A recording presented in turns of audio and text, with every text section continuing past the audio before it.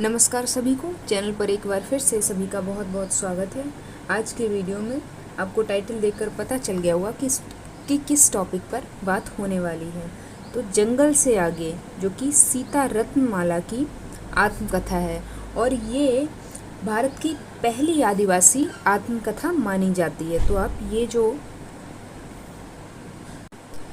Basic points हैं जो कि आपको इस आत्मकथा के बारे में मालूम होने चाहिए, आप इन्हें नोट डाउन करते चलिए कि ये आदिवासी मतलब भारत की पहली आदिवासी आत्मकथा मानी जाती है। और सीता रत्नमाला जी जो हैं एक आदिवासी स्त्री थी। इनकी जो ये आत्मकथा है इन्होंने इंग्लिश में लिखी थी, बियॉन्ड द जंगल शीर्षक से। बियॉन्ड द जंगल शीर्षक से ये इन्होंने इंग्लिश में ये आत्मकथा लिखी थी, जो कि हिंदी में इसका अनुवाद किया था अश्वनी कुमार पंकज ने। और आप ये चीज़ चाहें तो नोट डाउन कर लीजिए कि अश्वनी कुमार पंकज ने इसका हिंदी में अनुवाद किया था, जिसका शीर्षक उन्होंने रखा जंगल से आगे। और जो बियॉन्ड द जंगल शीर्षक से जब सीता रत्नमाला ने आत्मकथा लिखी थी तो ये लंदन की एक पत्रिका थी, ब्लैक बुक। लंदन की एक पत्रिका थी, आपको मैं यहाँ पर लिख देती हूँ,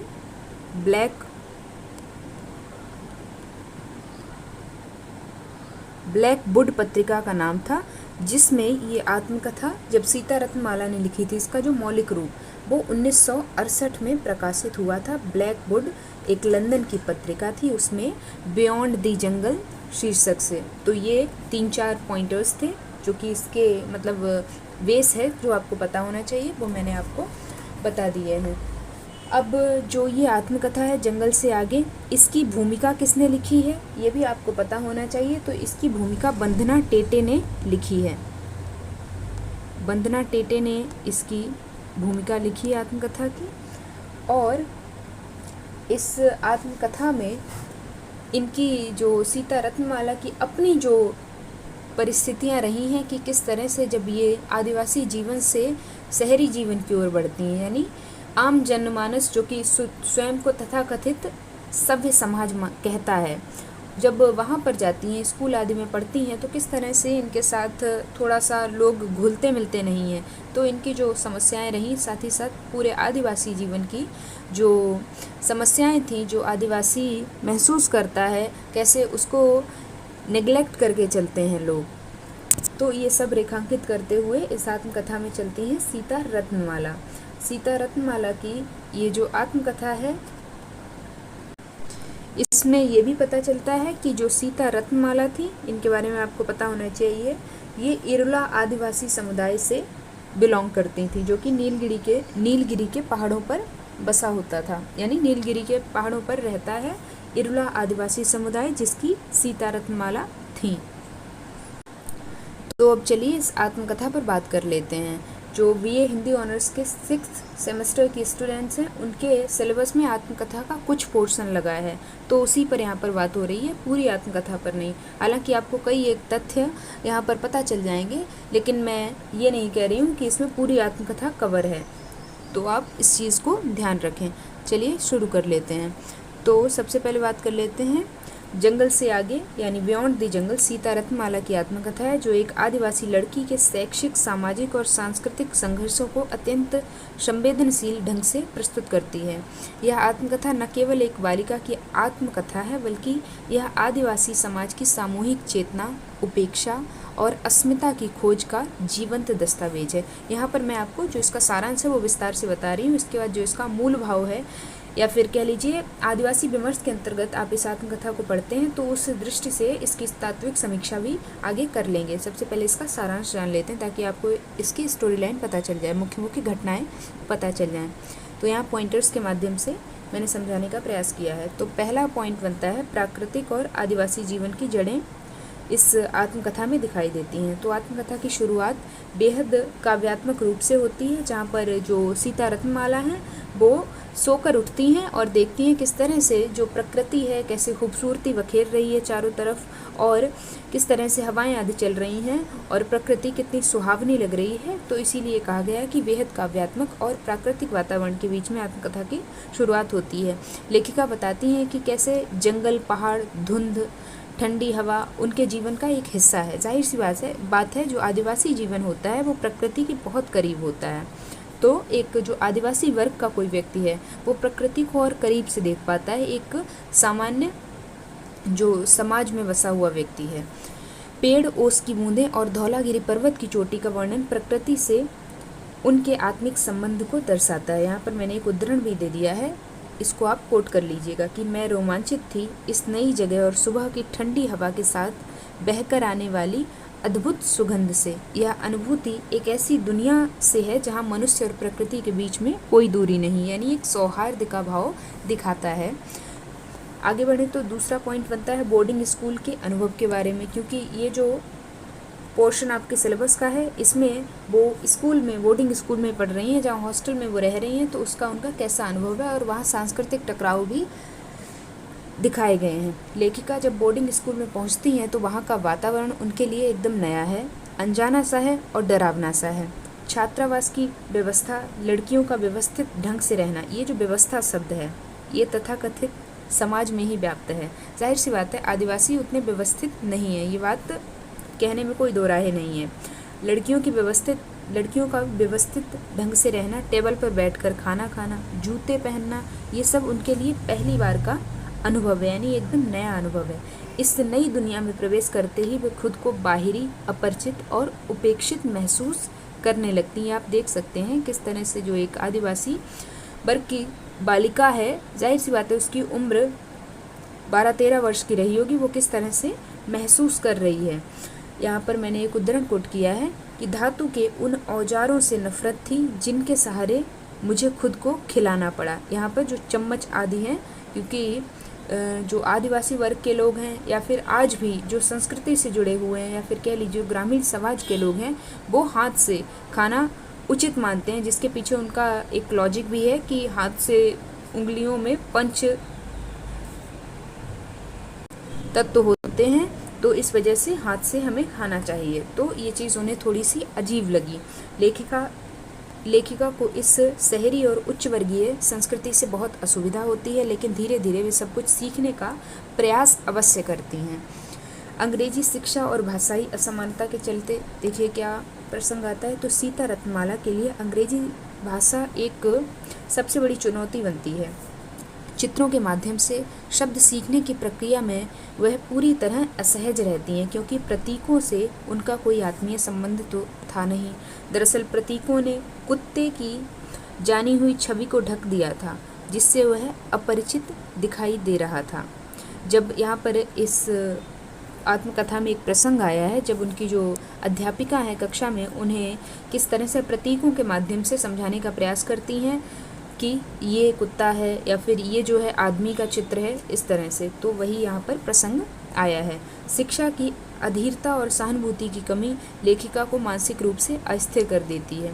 तो जो शिक्षिका है वो भी किस तरह से, मतलब आप जब पढ़ेंगे ये प्रसंग तब आपको समझ आएगा कि वो भी कोई ख़ास रुचि नहीं रख रही है एक आदिवासी लड़की को पढ़ाने की, क्योंकि उसे भी पता है कि कुछ दिनों बाद ये चली ही जाएगी, तो इस पर ज़्यादा मेहनत क्यों करना।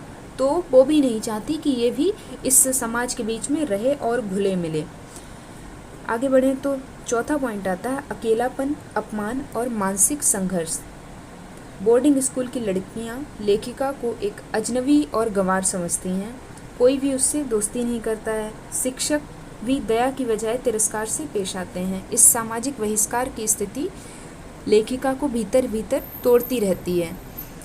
यहाँ पर एक उद्धरण भी मैंने कोट किया है, मैं जान गई थी कि उनके बीच मेरे लिए कोई जगह नहीं है। क्योंकि आप जब कोई नया व्यक्ति आया है और आप उससे बातचीत ही नहीं करेंगे, आप स्वयं को इस स्थिति में रख के देखिए तो आप ज़्यादा बेहतर तरीके से समझ पाएंगे कि आप किसी नए स्थान पर जाते हैं, किसी स्कूल या कॉलेज में जाते हैं, किसी ऑफिस में जाते हैं, वहाँ पर आपसे कोई घुलता मिलता ही नहीं है। वहाँ पर लोगों के ग्रुप्स बने हुए हैं, लेकिन आपको ना वो ग्रुप में अपने अलाउ करते हैं कि आप उनके ग्रुप्स में आएँ, तो जाहिर सी बात है आपके लिए वो स्थान खाने को दौड़ेगा, यानी आप वहाँ लंबे समय तक नहीं रह पाएंगे।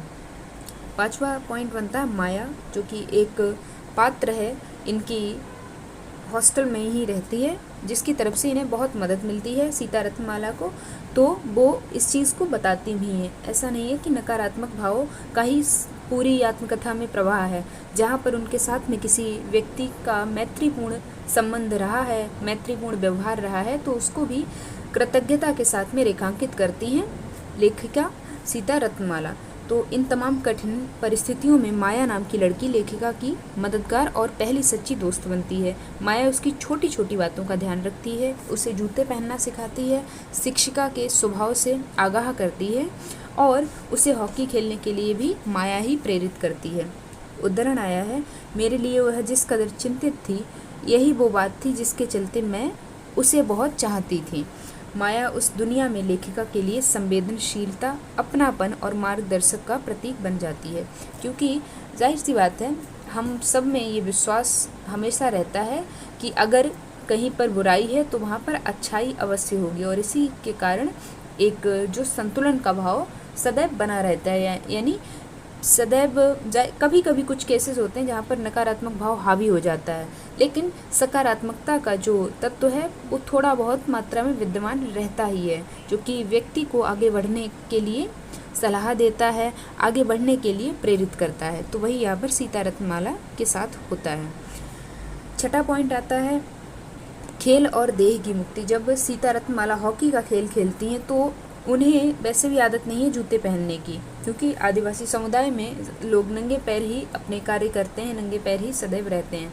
तो उन्हें ज़बरदस्ती यहाँ पर जूते पहनाए जाते हैं, जो कि उनके लिए चलना भी मुश्किल हो जाता है, क्योंकि उन्हें पैरों में जूते पहनकर चलने की आदत तो थी नहीं। जब वो हॉकी का खेल खेलती हैं तो उन्हें जूते उतारने की छूट वहाँ पर दे दी जाती है। तो यहीं पर ये वाला तत्व या फिर कह लीजिए ये वाला पॉइंट आता है कि खेल और देह की मुक्ति। बेड़ियों से मुक्त होते ही मैंने कुलाचे भरते हिरण की तरह पिच का एक पूरा चक्कर लगाया।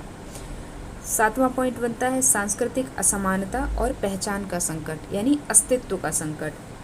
आत्मकथा में बार बार यह स्पष्ट होता है कि लेखिका को एक ऐसी संस्कृति में जबरन समाहित किया जा रहा है जिसका हिस्सा वह ना तो मानसिक रूप से है और ना ही ऐतिहासिक रूप से। अंग्रेजी भाषा, साफ सुथरी यूनिफॉर्म, टेबल पर खाना, नियमबद्धता, ये सभी प्रतीक सभ्य समाज के हैं जो जंगली मानी गई लड़की को स्वीकार नहीं करता है। अब अगर लेखिका जाहिर सी बात है प्रयास कर रही हैं इस समाज में ढलने का, स्वयं को भी सभ्य बनाने का, लेकिन जब इस समाज द्वारा ही किसी आदिवासी व्यक्ति को जंगली करार दे दिया जाएगा तो वो व्यक्ति स्वयं में ही अंदर टूट जाएगा। वो फिर उसके जो प्रयास हैं वो करने की उसकी चाह है वो भी एक समय के बाद में मर जाएगी। तो यहाँ पर ये जो भाव है संवेदनहीनता का भाव कह लीजिए, जो तथाकथित समाज द्वारा एक ऐसे वर्ग के प्रति दिखता है जो आदिवासी समुदाय से बिलोंग करती है लड़की। तो ये बात यहाँ पर रेखांकित होती है। आठवां पॉइंट बनता है स्मृति और आत्मसंवाद। जब टीचर पढ़ा रही होती है, लेखिका का मन बार बार पेड़ की ओर लौट जाता है। वह कल्पना में कुल्हाड़ी से कटते पेड़ों की पीड़ा महसूस करती हैं। यह स्मृति दर्शन एक सांस्कृतिक आत्मसंवाद है जो उन्हें आत्मग्लानि से बचाता और आत्म जुड़ाव देता है। यहाँ पर ये उद्धरण कोट कर दिया, तो आप इसको चाहे तो अंडरलाइन कर लीजिए या नोट डाउन कर लीजिएगा। नवा पॉइंट आता है शारीरिक श्रम और गीत की अनुगूंज। बदागा महिलाओं का दृश्य एक आता है जिनके सिर पर लकड़ियों की टोकरियां हैं, जो श्रम गीत गा रही हैं। लेखिका को भावनात्मक रूप से गहराई से ये जो दृश्य है प्रभावित करता है, और यहाँ पर ये नीचे गीत भी रेखांकित किया गया है, जो चाहे तो आप नोट डाउन कर लीजिए या फिर रेखांकित कर लीजिएगा और साथ में लिख लीजिएगा कि ये जो है आदिवासी गीत एक आया है। तो जब आप इसकी व्याख्या करेंगे या फिर प्रतिपाद्य लिखेंगे तो आप ये चीज़ वहाँ पर बता सकते हैं उत्तर में। 10वां पॉइंट आता है आत्म स्मृति और आत्म स्वीकृति की शुरुआत। पेंसिल पकड़ने से लेकर लेखन की कोशिशों तक लेखिका का संघर्ष निरंतर जारी रहता है। वह खुद को कमतर महसूस करती है, लेकिन उनके भीतर एक जिद और जिजीविसा भी जन्म लेती है कि वह सीख कर ही दिखाएंगी। यहाँ पर उद्धरण आया है, इस बार कैसे भी हो मुझे ज़रूर लिख लेना है। इस जिद के साथ जैसे ही मैंने पेंसिल चलाई तो पेंसिल की जो नुक थी वो टूट जाती है। उसका एक पूरा प्रसंग आया है जिसके बारे में जब ये अपनी शिक्षिका को बताती हैं तो वो बहुत ही उनकी तरफ से इग्नोरेंस का भाव दिखाई देता है। आगे बढ़ते हैं और बात कर लेते हैं अब इसकी तात्विक समीक्षा पर। सारांश मैंने आपको बता दिया, तो आपको इसकी एक स्टोरी लाइन पता चल गई होगी। और चाहे तो आप ये उद्धरण जो मैंने दिए हैं इनको अंडरलाइन कर लीजिएगा, जिनके माध्यम से आप चीज़ों को पॉइंटर्स के साथ में एक्सप्लेन कर पाएंगे। तो पहला पॉइंट आता है आत्मकथा की संवेदनात्मक भूमिका। सीता रत्नमाला की लेखनी आत्मकथा विधा की महत्वपूर्ण शर्त स्वानुभूति की प्रामाणिकता, जो कि एक आत्मकथा का महत्वपूर्ण तत्व है, वो पूरी तरह से सिद्ध करता है या प्रमाणित करता है पाठक को लेखिका की मानसिकता, उनका परिवेश, उनकी जिज्ञासा और उनके संघर्षों का ऐसा सजीव और जीवंत अनुभव मिलता है कि वह उस दुनिया का आदिवासी समाज का हिस्सा बन जाता है। उदाहरण आया है कि जूते ठीक करते करते ही उसने मुझे मिस डेवास के बारे में चेतावनी दी। अब जो मिस डेवास हैं इनके हॉस्टल की वार्डन का नाम है। तो यह एक साधारण घटना नहीं बल्कि सांस्कृतिक टकराव का संकेतक है, जहां एक आदिवासी लड़की पहली बार जूते जैसी वस्तु के संपर्क में आती है। दूसरा पॉइंट आता है वर्ग और जातिगत भेदभाव की अभिव्यक्ति इस आत्मकथा में होती है, जो कि इसका महत्वपूर्ण तत्व बन जाता है आदिवासी विमर्श के दृष्टिकोण से। जब आप देखेंगे तो लेखिका का पहला अनुभव ही अन्यकरण का था, यानी कैसे उसे लोग साइड लाइन कर देते हैं, स्वयं के साथ में घुलाते मिलाते नहीं हैं। उच्च जाति अंग्रेजी बोलने वाली लड़कियां उसे फूहड़ और अनाड़ी और जंगली समझती हैं, और शिक्षक भी जो है वो दया की बजाय हिकारत की नज़र से देखती है सीता रत्नमाला को। यहाँ पर एक उद्धरण कोट किया है मैंने, पर उसका देखना इतना निर्लज और हिकारत भरा था कि मैंने खुद को बहुत अपमानित महसूस किया। क्योंकि बच्चे तो हैं, वो हम उम्र के हैं, उनके अंदर अभी इतनी समझ नहीं, लेकिन एक शिक्षण संस्थान में एक शिक्षक से तो हम ये एक्सपेक्ट करते हैं कि वो हमारे साथ ऐसा व्यवहार नहीं होने देगा, लेकिन यहाँ पर एक शिक्षिका की तरफ से ही लेखिका को अपने प्रति ऐसा व्यवहार दिखाई देता है, जो कि हिकारत और निर्लज्जता से भरा हुआ था।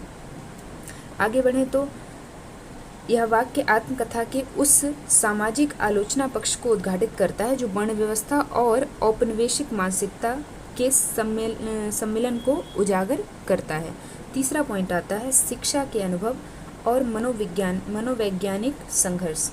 तो इसमें बताती हैं लेखिका कि स्कूल में सीता रत्नमाला का पहला दिन शिक्षा की पद्धति से ज़्यादा संस्कृति के आतंक से परिचित कराता है। भाषा की दूरी, चित्रों के माध्यम से शब्द सीखने की कोशिश, शिक्षिका की अधीरता और आत्मग्लानि, ये सब इस अनुभाग को आत्मकथात्मक ट्रॉमा नैरेटिव में बदल देते हैं। यहाँ पर एक उद्धरण भी मैंने कोट किया है, जिसको आप अंडरलाइन कर लीजिएगा। यह एक गहरी सांस्कृतिक टिप्पणी है कि भाषा जब अपने संदर्भ से कट जाती है तो वह ज्ञान नहीं बल्कि दमन का माध्यम मात्र बनकर रह जाती है। चौथे पॉइंट पर आए तो प्राकृतिक और स्मृति के रिश्ते, यानी प्रकृति के साथ में किस तरह से जुड़ा हुआ है आदिवासी समुदाय। आदिवासी जीवन की केंद्रीयता ही प्रकृति है, क्योंकि वो प्रकृति की गोद में ही पैदा होते हैं, वहीं पर उनका संपूर्ण जीवन बीतता है। आत्मकथा में कई बार स्मृति और कल्पना के माध्यम से लेखिका जंगल, पेड़, हवाओं और वर्षा की ध्वनि प्रतिरूपों की ओर लौटती हैं। यह लेखिका की सांस्कृतिक जड़ें हैं जिन्हें वह खोने नहीं देती हैं।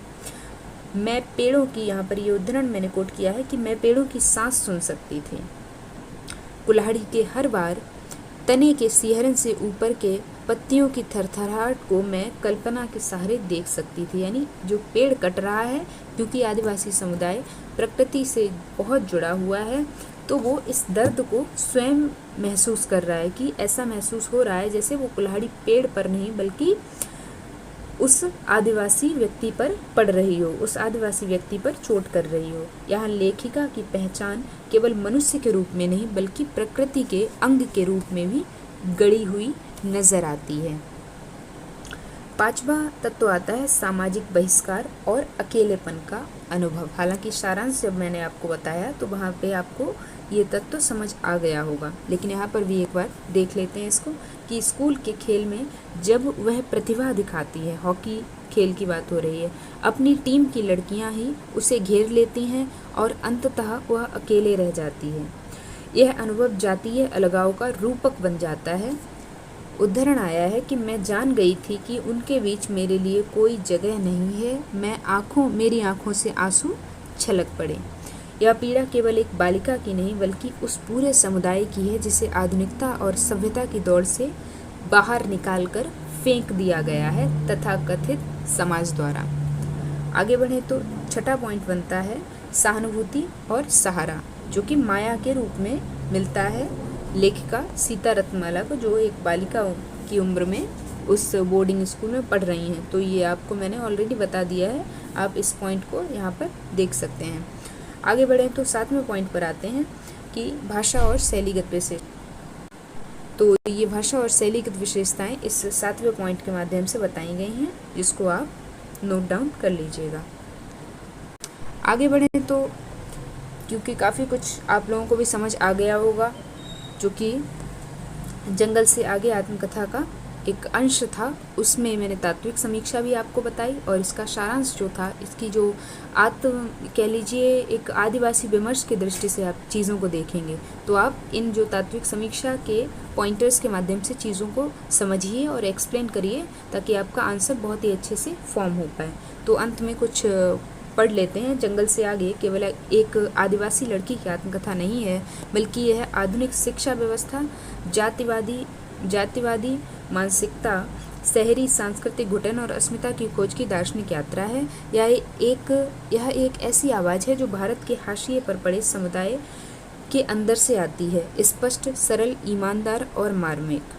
सीता की आत्मकथा हमें आत्मकथात्मक लेखन की नई दिशा दिखाती है, जिसमें आत्मकथन, सामाजिक आलोचना और सांस्कृतिक साक्षात्कार तीनों गहराई और गंभीरता के साथ में उपस्थित हैं। तो ये रही इसकी पूरी शैलीगत विशेषताएं, आप अभी तक समझ गए होंगे। तो आई होप आपको चीज़ों को लेकर क्लैरिटी आ गई होगी, और अगर अभी भी कोई डाउट या क्वेरी रहती है तो आप मुझे बता दें, ताकि मैं आपका जो डाउट है वो सॉल्व कर पाऊँ। और आपके सिलेबस से रिलेटेड बहुत ही महत्वपूर्ण वीडियोस, लगभग मैंने पूरे सिलेबस को ही कवर कर लिया है। चैनल पर जाकर आप विज़िट करिए, आपको प्लेलिस्ट मिल जाएगी। लेकिन अगर फिर भी आपको कोई वीडियो ढूंढने में परेशानी हो रही तो आप जाकर यूट्यूब पर वीडियो को जिस टॉपिक को आप पढ़ना चाह रहे हैं वो टॉपिक सर्च करिए, साथ में मेरे चैनल का नाम या फिर मेरा नाम डाल दीजिए, आपको उस टॉपिक से रिलेटेड बेहतर वीडियो, बेहतर नोट्स के साथ में मिल जाएगा। तो आई होप चीज़ों को लेकर आपको यहाँ पर कोई भी डाउट नहीं रह रहा होगा। अगर अभी भी कोई डाउट या क्वेरी रहती है तो आप मुझे ज़रूर बताएं। चैनल से जुड़ें, चैनल को सब्सक्राइब करें, अपने दोस्तों को भी चैनल से जोड़ें, वीडियो को लाइक करें अगर वीडियो अच्छा लगता है तो। वीडियो देखने के लिए आप सभी का बहुत बहुत शुक्रिया।